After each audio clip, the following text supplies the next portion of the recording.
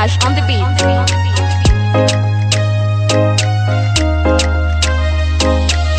Misy ira ho atolotsoanao papa, ny soratako nataoko tamfoko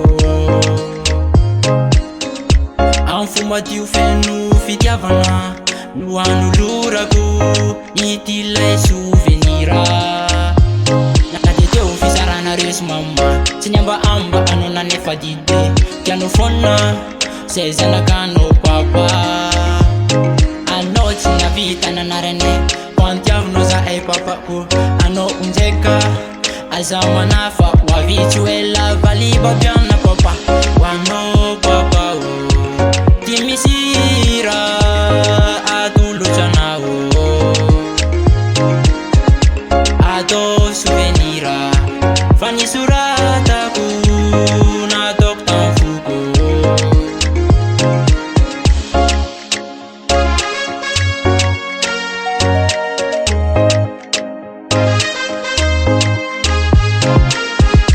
Lehibe inao zay zanakanao papa, ka izorako anao papa. Na de teo amin'ny fisaranareo sy mama, anao tsy niala fa teo fon nanampy sy na lehibe anay papa. Na de teo amin'ny fisaranareo sy mama, tsy niambaamba anao nanefa dide tianao fona zay zanakanao papa. Anao tsy navita nanarane pantiavinao zahay papako, anao unjeka aza manafa hoavitsy hoe lavalibabiana papa. Hoanao papa o ty misy raha atolotranaho,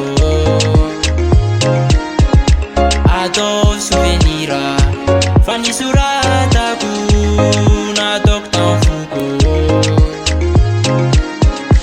Hoanao papa o ty misy raha atolotranaho, SRBH on the beat. souvenira fa ny soratako nataoko tamfoko. Hoanao papa o ty misy raha atolotranaho, atao souvenira fa ny soratako nataoko tamfoko.